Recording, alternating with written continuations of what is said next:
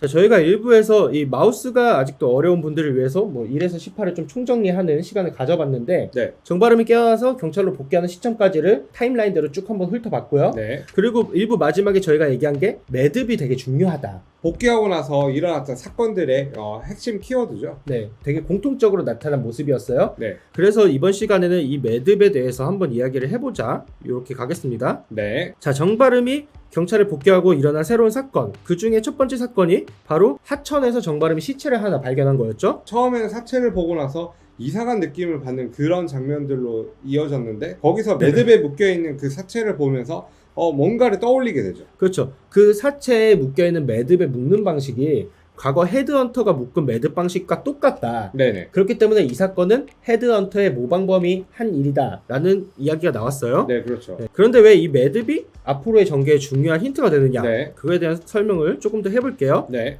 이 시체 사건을 조사하면서 정발음이 처음에 용의자로 지목한 건 우형철이었어요. 네, 그렇죠. 이 우형철에게서 사이코패스의 행동 패턴들이 보인다, 이렇게 정발음이 이야기를 했었죠. 네.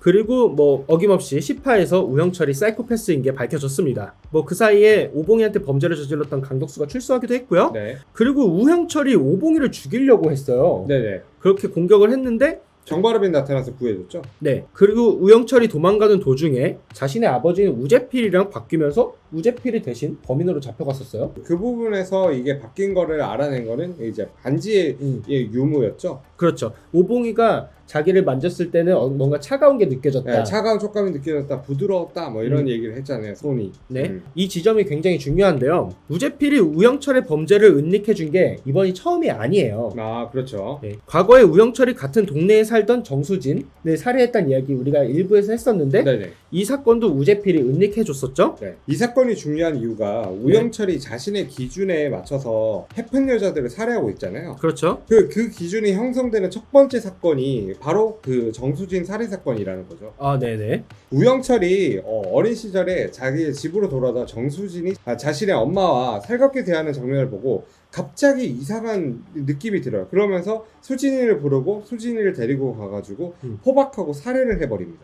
이 이유는 굉장히 단순하게 자신의 엄마가 외간 남자랑 바람을 펴서 아이를 낳은 거라고 착각을 하게 되죠. 그렇죠. 망상이죠, 망상. 네. 근데 이때 정수진을 죽일 때 묶었던 매듭법, 네. 그게 보이스카웃에서 배운 거라는 게 나왔어요. 그렇죠. 그렇게 정수진을 살해하게 되고 엄마 아빠에게 연기를 해가지고 이렇게 무마를 하려고 하죠. 그렇죠. 근데 여기서 엄마는 일단 믿지 않았어요. 하지만 아빠의 우재필은 조금 반신반의하면서도 아이의 범죄를 덮어주게 됩니다. 네. 우재필이 이 사건을 덮기 위해 선택한 방법이 이 정수진을 한서준이 잡아간 안내상의 딸 박현수인 것처럼 꾸며서 매장을 하는 방법이었어요. 네. 그때 당시에 헤드헌터가 굉장히 전국을 떠들썩하게 하고 있었으니까. 그렇죠. 그래서 마치 한서준이 저지른 범죄처럼 보이게 한 거였죠. 네. 근데 여기서 이제 진실이 하나 드러나게 됩니다. 애초에 정발음이 하천에서 시체를 발견했을 때 네. 이 시체를 헤드헌터의 재림이라고 부르게 된 이유가 이 매듭 때문인데 네. 이 특이한 매듭 때문이죠. 네. 근데 이 매듭이 한서준과 전혀 관련이 없다는 사실이 이제 드러나게 된 거예요. 네. 사실은 우형철이 보이스카웃에서 배운 매듭이었다 이거죠. 여기서 시청자들을 낚을만한 그 요소가 홍주에게 이제 밧줄을 던져주면서 그렇죠. 묶으라고 하는 그 장면까지 있으니까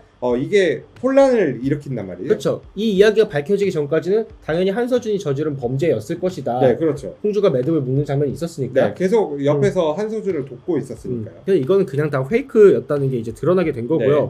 그렇다면 이제 정발음이 하천에서 발견한 이 시체가 헤드헌터의 모방 범죄가 아니게 된다는 증거가 되는 거죠. 네, 그렇습니다. 네. 자, 근데 9에서 10화에 일어난 사건이 이거 외에도 몇 가지가 더 있습니다. 네, 뭐 냉장고 안에 시체를 넣어뒀던 사건이라든지 아니면 복층에 목을 매달고 이제 십자가에다가 그 가운데 손가락을 가리키고 죽은 사건. 네. 그리고 뭐 여중생이 납치되어서 창고에서 불타가지고 벽 뒤에 십자가가 그려진 그 모습까지. 네. 그리고 마지막으로 정발음의 친구의 예비 신부를 결박하고 죽이려고 했던 그 사건까지 예. 그렇게 이어지는 거죠. 예, 이런 사건들이 계속 나왔는데 이 매듭이 한서준과 전혀 상관이 없게 된다면 요 냉장고 사건과 예비 신부 사건 이거는 결국 헤드헌터와는 전혀 상관없는 사건이 돼버리는 거예요. 네, 아예 별개의 사건이 되는 거죠. 왜냐면 이 사건들을 전부 그렇게 하나로 묶어왔던 거는 매듭 때문이었는데 그렇죠. 그 특이한 매듭. 네, 매듭 자체가 지금 한서준이랑 전혀 관련이 없게 된 거거든요. 그리고 뭐 10화 마지막에 나온 우영철의 대사 보면은 이 이야기가 확실해졌습니다. 네. 정바름이 모든 사건들 다 네가 한 거지라고 얘기했을 때 자기는 상관없다고 이미 얘기를 해버렸죠. 결국 이 매듭이 하는 역할이 뭐냐, 9에서 10화에 일어난 사건들 중에 우영철이 관련이 있는 사건과 관련이 없는 사건으로 나누어주는 그런 하나의 구별 장치인 거예요. 그리고 헤드헌터와 이제 우영철 간의 이 관련성을 없애는 그런 장치죠. 네, 그렇다면은 남은 두 사건, 십자가가 얽혀있는 이 사건들은 누가 한 거냐. 네. 이 드라마 안에 보면은 사이코패스들이 네. 각자 자기만의 살인 기준이 있어요. 네. 우영철은 아까 말씀하신 것처럼 자신의 기준에서 헤프게 살고 있는 그런 여자들, 그 네. 여자들만을 타겟으로 삼아왔고, 성유한이 저지른 걸로 알려져 있는 이 프레데터 사건들은 네. 신에 대한 분노를 보여주는 그런 사건들이었죠. 그렇죠. 그렇게 각자가 자신의 기준에 맞춰가지고 이거 살인을 하고 있으면은 10화에 일어난 십자가에 얽힌 사건들이 모두 기존에 있었던 7대 제약의 사건의 범인과 동일범이다라고 그렇죠. 할 수 있는 거죠. 그렇죠. 왜냐면 정바름도 이 사건을 보면서 이건 모반범죄가 아니다, 동일범의 소행이다 라고 추리를 했어요. 네. 지금 정바름이 하고 있는 추리들은 거의 대부분이 타당하게 맞아가고 있었기 때문에 네. 이 이야기도 맞다고 볼 수 있겠죠. 네. 그렇게 되면 이 사건의 범인이 프레데터인 정바름인 거죠. 그렇죠. 결국 결론은 그렇게 나게 되는 거죠. 네. 지금 정바름은 성유한이 사이코패스였고 네. 그 사이코패스인 성유한의 뇌가 자신의 뇌의 일부가 됐기 때문에 네. 그 성유한이 저지른 범행들의 기억이 떠오르는 거다 이렇게 믿고 있어요. 네, 그렇죠. 그리고 더 나아가서 자신의 뇌 속에 범죄자의 뇌가 있다는 사실을 부정하기 위해서 혹시 모든 범죄가 성유한과 관계없는 거 아닐까 라고 그렇게 만들고 싶어서 우영철을 쫓았던 거거든요. 그렇죠. 자신과 별개다. 그러니까 자신의 뇌에 있는 그거는 다르다라고 얘기를 하고 싶은 거잖아요. 하지만 쫓으면 쫓을수록 이 우영철과 십자가 사건들은 전혀 상관이 없다는 걸 알게 되었죠. 우영철의 대사로도 나왔었고. 네. 그렇게 하면서 자신 안에 있는 사이코패스 그거에 대한 두려움이 성유한의 모습으로 뭔가 투영돼가지고 나오는 거죠. 그렇죠. 10화 마지막에 나온 성유한의 모습은 정바름이 자기의 안에 있는 사이코패스에 대한 두려움을 성유한의 모습으로 만든 거죠. 네. 예. 이것 때문에 지금 많은 분들이 좀 속고 계신데 이 드라마는 지금 성유한이 범인이었다라는 쪽으로 몰아가기 위한 장치들을 여러 개 만들고 있어요. 네, 맞습니다. 근데 그것과 동시에 정바름이 진짜 한서준의 아들이고 프레데터였다는 증거들도 많이 숨겨져 있거든요. 네. 이것들은 저희가 그동안 만든 리뷰들을 보시면은 정바름이 왜 프레데터인지에 대한 증거들을 조금 정리를 해놓은 영상들이 있기 때문에 네. 그걸 참고해 주시는 게 좋을 것 같고요. 네. 그리고 현재 정바름은 해리성 인격장애를 앓고 있는 것처럼 보여지면서 그게 전개되고 있어요. 네. 그러니까 쉽게 얘기해서 이중인격자처럼 보인다 이거죠. 근데 진짜 이게 정말 그렇게 되면은 너무 쉽게 풀리는 게 아닌가.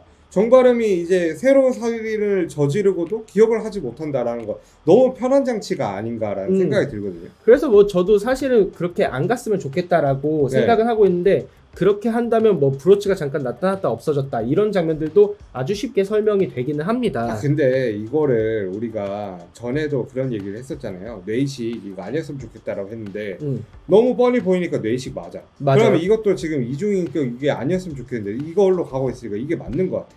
그러니까 이러면 네. 치트키를 쓴 거란 말이야. 저도 지금 느끼는 게 이 드라마가 생각보다 덜 비꼬고 있다. 어떤 지점에서는 보여주는 게 그냥 진짜 정답일 수도 있겠다라는 생각이 들어요. 네. 뭐 딱히 원치는 않지만 이 좀 이중인격처럼 가는 이것도 정답이 될 수 있지 않을까. 아, 그렇군요. 지금 문제가 정바름이 기억을 잃기 전까지는 전부 정바름이 한 범죄다라고 네. 지금 생각을 하고 있거든요. 네. 근데 이제 10화에 일어난 새로운 이 십자가 사건들 네. 요거를 저지른 진짜 범인이 따로 있지 않다면은 네. 이 이야기가 결국 프레데터였던 정바름이 1% 천재 성년의 뇌를 받아가지고 이중인격이 생기게 되고 결국 자신이 진짜 범인이었다는 사실을 깨달음과 동시에 시놉시스대로 자신의 과오를 반성하고 속죄하는 뭐 이런 이야기로 마무리된다. 예. 이거 지금 그러면은 마우스 전체 내용 아닙니까? 이 정도면. 그렇죠. 두 문장으로 정리가 됐어요. 이 결론이 이렇게 날 수밖에 없는 상황이 되는 네네. 거거든요. 그렇죠. 그래서 그게 조금 걱정이 된다. 이렇게 볼 수 있겠습니다. 아니었으면 좋겠어요. 근데 이게 아니려면은 아직 남아있는 장치라고 하면은 PO 정도밖에 없거든요. 근데 솔직히 말하면은 지금 매듭 같은 이것도 어떻게 보면은 탄탄하게 올라온 느낌보다는 뭔가 약간 뜬금없는 느낌도 살짝 드는 느낌도 있단 말이에요. 그래도 이 데니얼리를 찾아가는 장면이 있었기 때문에 우영철까지는 굉장히 크게 했다고 치고 다 이렇게 잘 올라왔다 치고 그럼에도 불구하고 이 설정 두 개는 조금 아쉽다. 뇌의식과 이중인격. 조금 아쉽습니다. 네네. 근데 아무래도 사이코패스를 속죄하게 만들기 위해서는 일반적으로는 절대 불가능하다고 작가님이 생각을 하신 것 같아요. 네, 안 그래도 그래서 그 판타지적인 요소다. 이거를 느끼게 하려면 판타적인 요소가 들어갈 수밖에 없다. 처음에 우리가 예상했던 바와는 너무 다른 방향으로 뇌의식을 해가지고 감정이 그냥 건드려져서 감정이 뭔가 그 스위치 켜듯이 켜지는 느낌이 아니라 어디 뇌의식을 받아가지고 그 서로 분열해가지고 서로 싸우는 그런 느낌이라 가장 원치 않던 길로 그러니까. 가고 있습니다. 그래서 조금 걱정이긴 한데 그래도 뭐 잘 마무리해 주실 거라고 생각을 하고 있고요. 네, 어쨌든 시놉시스와는 틀리지 않다. 뭐 그렇게 전체적으로 잘 꾸며져 가고 있다. 그래서 나쁘지 않게 전개되고 있는 것 같다는 정도는 좋은 점인 것 같습니다.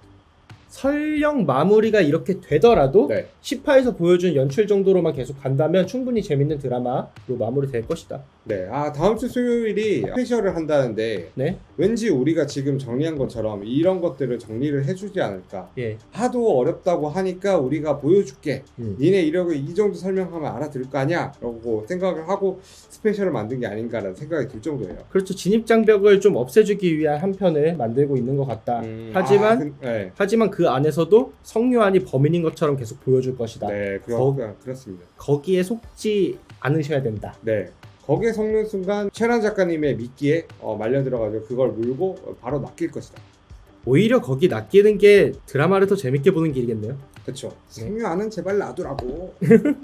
자, 그럼 오늘 리뷰 여기서 마치도록 하겠고요. 네. 저희 리뷰 재밌게 보셨다면 구독과 좋아요 그리고 알림 설정까지 눌러주시면 저희 영상이 업로드 되는 대로 바로바로 보실 수 있고요. 네. 저희는 매주 수요일 목요일에 마우스가 하는 날에 10시부터 같이 마우스 보면서 수다 떠는 라이브 방송하고 있습니다. 네. 라이브도 많이 참여해 주시면 감사하겠고요. 네. 다음 주는 수요일이 아닌 목요일 날 찾아뵙도록 하겠습니다. 네. 자, 그럼 저희는 다음 시간에 다른 리뷰로 또 찾아뵙도록 하겠습니다. 네.